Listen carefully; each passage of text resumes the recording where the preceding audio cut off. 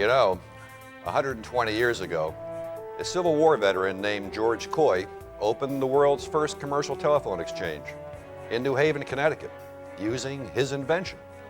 An invention that would ultimately change the world. George Coy, the trailblazer, couldn't have known he would come to exemplify what a company called SNET is all about: vision, ingenuity, resourcefulness. After all, he probably just wished for the darn thing to work. And work it did. His primitive switchboard was the predecessor of today's sophisticated global network that processes trillions of calls a year. As we stand on the threshold of a new chapter in our history, it's appropriate that we pause and chronicle SNET's extraordinary past, marked by a spirit of service and community involvement that's unsurpassed. So join me as our story unfolds before your eyes. I think you'll agree that this little company that could holds a very special place, not only in Connecticut, but throughout the vast worldwide telecommunications industry. Thank you, George, and thanks to all the SNET employees, past, present, and future. Mr. Watson, come here. I want you.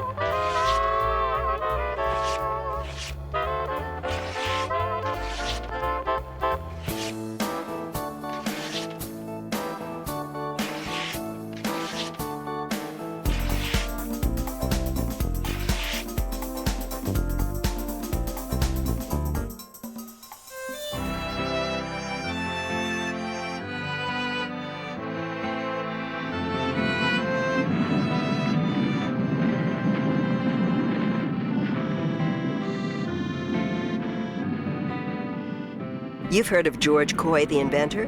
What you may not know is that he was wounded in the Civil War. His left arm and hand were shattered by shell fragments. So the professional soldier became a telegrapher and ended up managing the Western Union office in New Haven. And that is how he came to be standing on the stage of the Skiff Opera House in New Haven with Alexander Graham Bell, assisting the great man in his first time ever dual telephone demonstration. A demonstration where he heard Bell say that the telephone would become as common in the home as gas or water. George was inspired and created his famous switchboard using leading-edge technology at a time where technology meant a little bus of wire, some teapot handles, and a few carriage bolts. But not every idea worked out so smoothly. Take his idea of using boys for operators.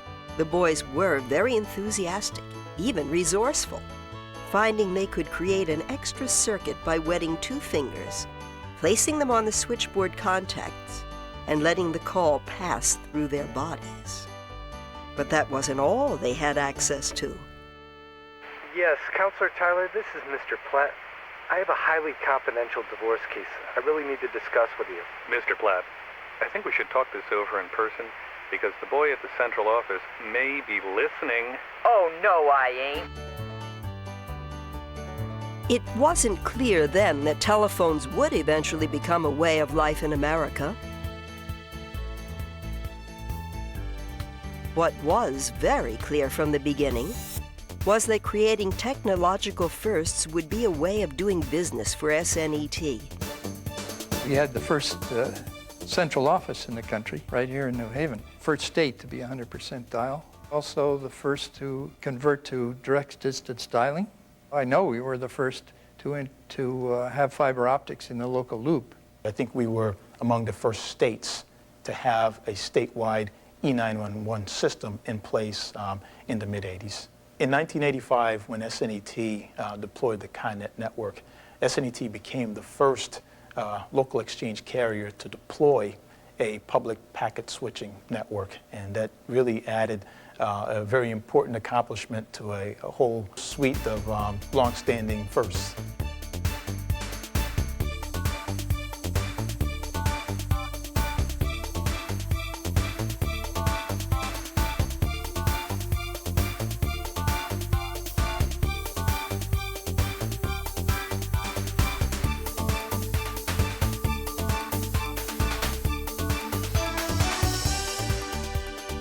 A little ingenuity and a powerful sense of curiosity. Through the years, that combination has been magical for SNET. And if you think about the world that technology has opened for all of us, it's actually a little awe-inspiring. However, while ingenuity is a wonderful thing and technology even better, it's never wise to discount Mother Nature.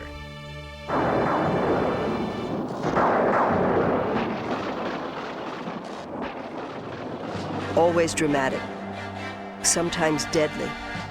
The storms of Connecticut and SNET have quite a history together. Drifts were 40 feet high in places. Hundreds of people lost their lives. Wires down in 1,000 directions. Almost 100 years later, the storm of '78 shut down the entire state. There have been ice storms and freezing winds. And then the granddaddy blizzard of 1996. Through it all, SNET fought to restore service because it was a matter of honor. It always has been. In the storms, you couldn't get to work a lot of times, so they would send the telephone installers or construction people out to pick you up in a truck. And you would stay all night sometimes. I remember staying in New Britain office 2 nights in a motel. They put us up and fed you and everything, but you didn't seem to mind because that was the name of the game. You were always there for the customer. The floods of 1936 were bad.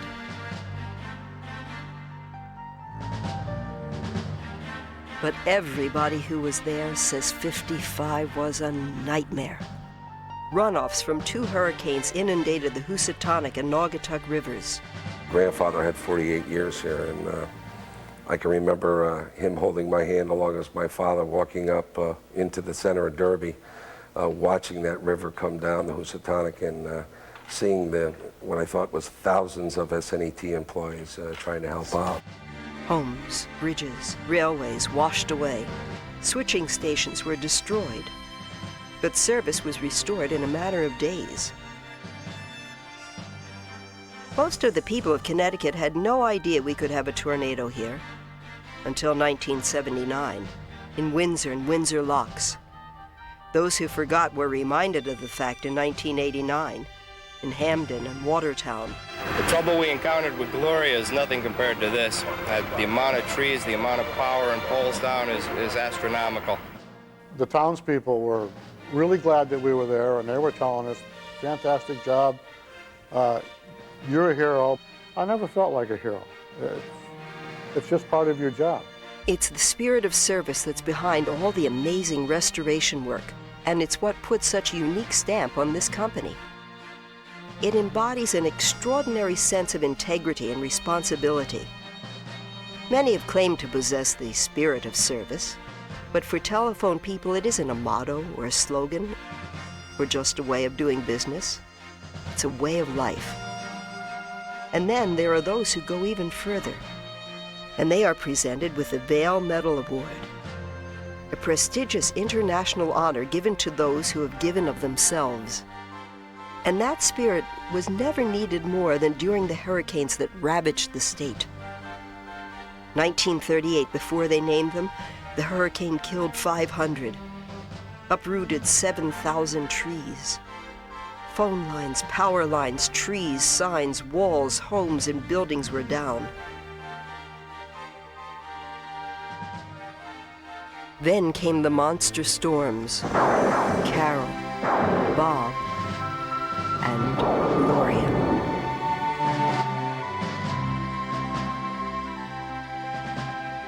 Storms of amazing fury and destruction. And always SNET was on the scene, even before the winds had died down.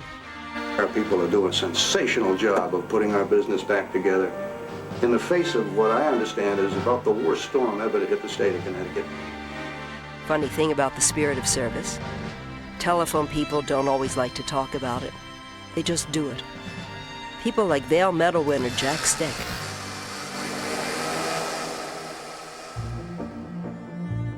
I'll never forget that morning when he came home. It was about 4 o'clock in the morning, and he was soaking wet, head to toe. To be nosy, I crossed over to the bridge.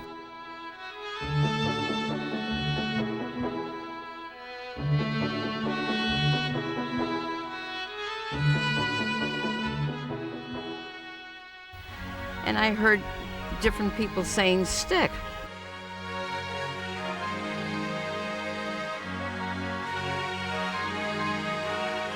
And I said, "Eddie, what's going on?"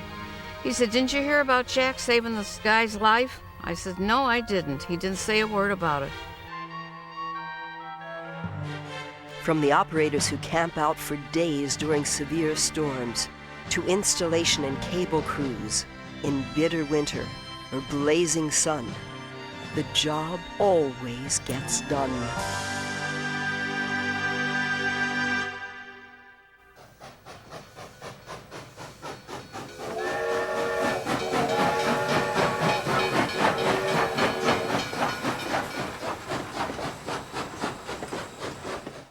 High drama, fierce competitive battles, power, greed, and intrigue.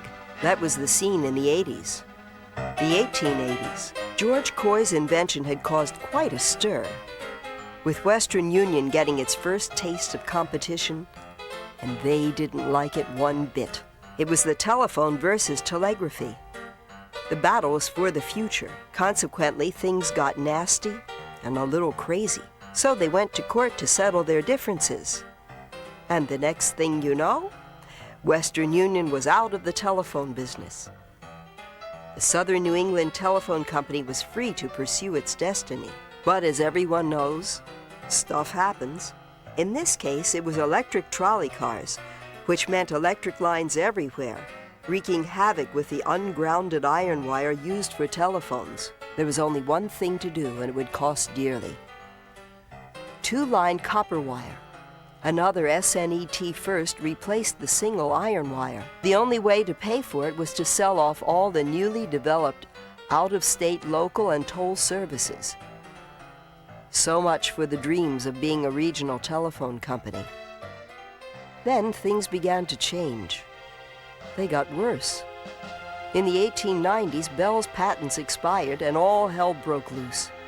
Independent companies were creating absolute chaos, duplicating lines, phones, poles, and switching centers.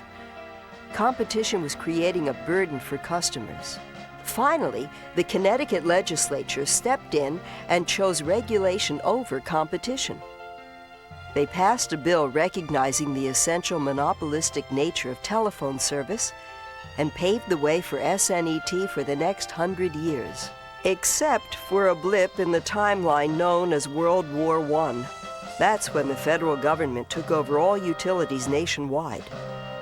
They were spectacularly unsuccessful at containing costs and introduced the first nationwide rate increase. Within a year, they had returned control to the original operators. During the Great Depression, because of the lack of jobs, there was an embargo on hiring married women. I assume that it was because it wasn't fair to have two-income families when some people didn't even have one income.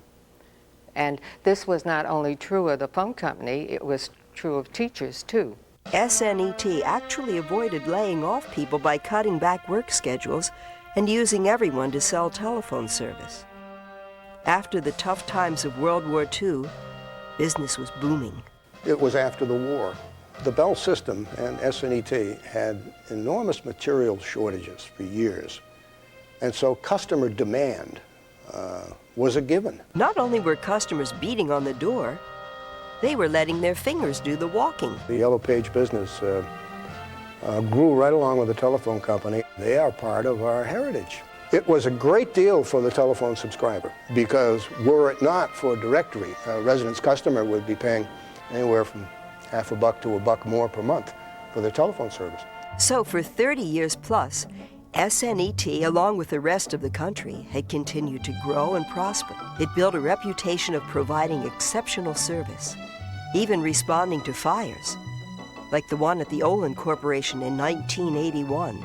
It started on Friday evening and continued until 6 o'clock the next morning. But by Monday afternoon, SNET had their voice and data lines up and running. Olin owes a debt of gratitude, not only to the company, but the individual people who have given up their time in order to ensure that we are back to normal in servicing our customers and employees on Monday morning. It was in the early 1980s that the storm clouds began to gather. The regulatory world, the political world, the technological world, everything was in a state of flux, changing rapidly. The FCC said that customers would be allowed to attach their own devices to the network. It was the first tiny pebble bouncing down the side of the mountain. By 1983, the entire mountain itself was crashing down, and the Bell monopoly was history.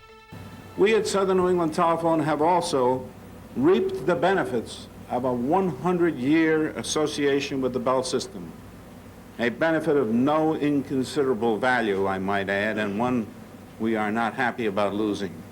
My 36 years with the Southern New England Telephone Company, events have never approached the pace and the significance that they have during 1983. It was exciting, it was exhilarating, it was frustrating, it was also frightening. With the dawn of the new era of competition came choices. Once we knew divestiture was coming, we did a lot of things, and we did some right and some wrong. SNET moved quickly to get a foothold in the deregulated business. The basis of the Sonicor Systems business plan presented a window of opportunity to take the traditions of a Bell company in a newly deregulated market and almost go nationwide with it.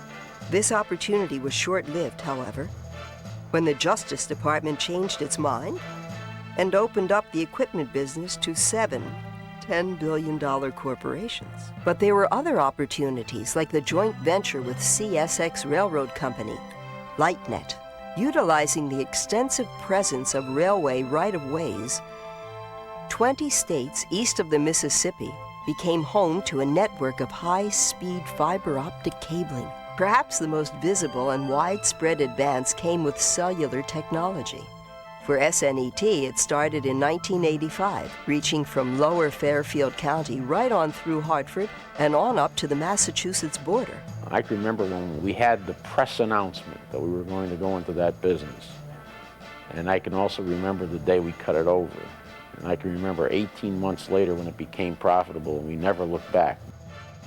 By the end of the mid-80s, the 1980s, SNET had come full circle. It was now possible to separate what worked and what didn't work, and to forge a family of businesses under the holding company umbrella of Southern New England Telecommunications, and launch a long-distance company with links to the very ends of the earth. In 1993, for example, we rolled out our long-distance business, SNET America, which has been a phenomenal success. We've done what we wanted to do in the first 7 months of operation. That's saying a lot. We've pretty much met our revenue objective every single month. Along with the SNET America offering of in-state, out-of-state, and international calling, the company rounded out the product line with the introduction of SNET Internet Service. At the heart of SNET services is a robust network brought to a new level of capabilities through ISNET. By now, SNET had this change business down to a science, which was fortunate because in keeping with the tradition-toppling spirit of the 80s, lawmakers, first Hartford, then Washington, opened the state to full telecommunications competition. With the 1996 Telecommunications Act, anybody could offer local phone service, and telephone companies could enter the cable TV business. A new day and a new age in entertainment, the launch of SNET Americast. SNET had become the first company in the nation to receive a statewide franchise for cable service. Now, SNET was positioned to offer customers the best in information, communications, and entertainment services. Despite all the changes in the business, one constant remains: SNET's commitment to the communities it serves. This commitment was never more apparent than after the 1989 tornado in Hamden. Now, sometimes people picture utilities as cold and callous, but not in this case. Very, very receptive and just work with us completely, very nicely. It's a good neighbor.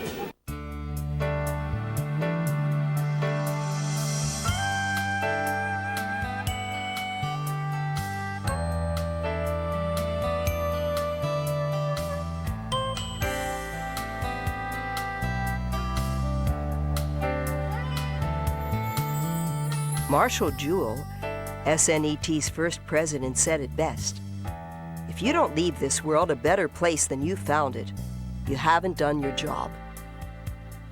Long before ecology became a popular issue, SNET saw the importance of a green environment and began cleaning up its act through recycling of directories and equipment, encouraging van pools, and championing many more conservation efforts that are still in place today.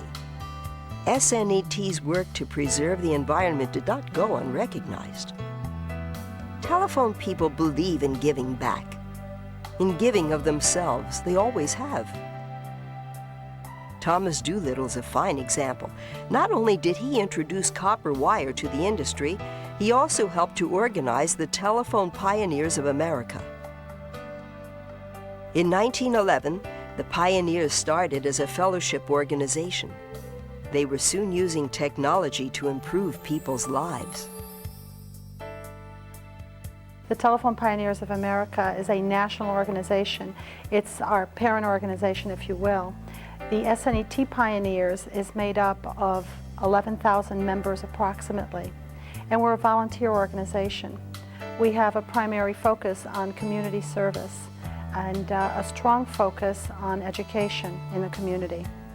SNET had forged a vital technological partnership with the community, including libraries and schools, helping teachers and students throughout the state to get up to speed on telecommunications technology in the information age. SNET is an integral part of the fabric of every Connecticut community. SNET was always a great corporate citizen. We had a presence out in the community, much as we have right now. Its strengths have been people, its identity with the state, its involvement in communities. Employees have had a reputation for taking active roles in local civic groups, chambers, United Way. The company has a history of contributing significant resources to a host of economic development groups around the state. SNET sponsors a myriad of local and statewide programs. 80% of these benefit nonprofits. And these cultural,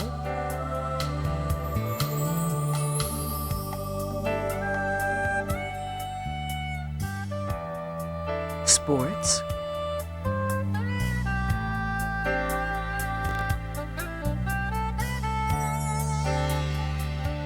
and community events help to enhance the quality of life in Connecticut, retain existing businesses, and attract new ones, which means more jobs for everyone. One of SNET's most valued connections to the community is the operator. Connecticut's first female operator, Marjorie Gray, was hired in Bridgeport in 1879. And in 1907, SNET opened the first school for telephone operators. Number, please.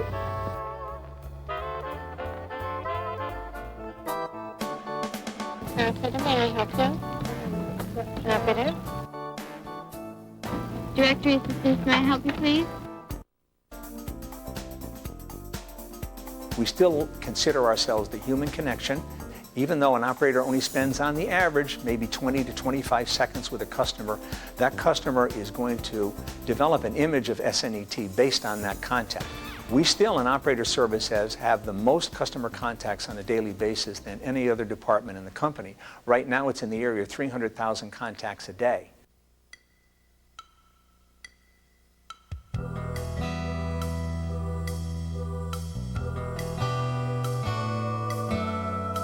Sometimes the best way to tell the story of a big company is through the memories of the people it's touched. The day President Kennedy was shot was absolutely pandemonium. My God, the whole board was, every light was lit. You tried to answer them as, as quick as you could. And I had to go back to work because they needed our service so much. People were just jamming the phone lines up. It just didn't seem to stop. I think we worked there till midnight and it was still lit up. And it certainly was one of the saddest days this nation has entailed. And one of the busiest days for the telephone people. SNET has reflected the changes of society in its people and in the way it does business. As a woman coming into a male scene, I felt that I had to prove myself with the men, because the men who were my peers were people who had come up from within their organization, like installation maintenance. They probably had started out as installers and moved up.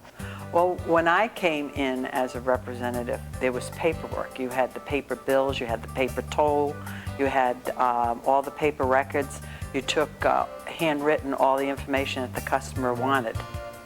And if you can imagine now, over the period of time, now it's all computerized. There's no paper at all.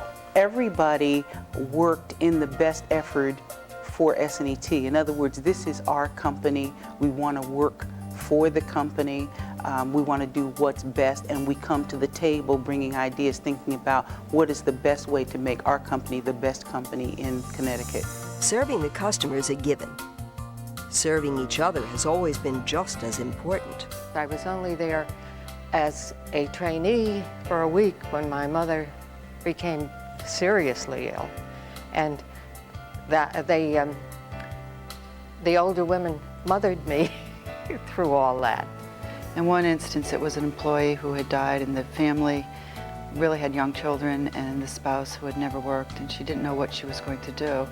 And it turned out it was right in the middle of when we were providing an early retirement offer. And we were able to work with the provisions that we had in the plans and the benefit committee to provide a lump sum pension benefit to the family. And it kept her from a catastrophic situation. And she actually wrote in a letter thanking us all for working with her so that her children could continue to grow up in the home that her husband had worked for. When I came into the company, what I found was that I was being adopted into a family. Everywhere I went, people knew who I was because they talked to everybody else. They said, hey, there's a new kid, he's working in this area. People went out of their way to help me, to inform me that, hey, I'm working on this, if I can help you, come and see me.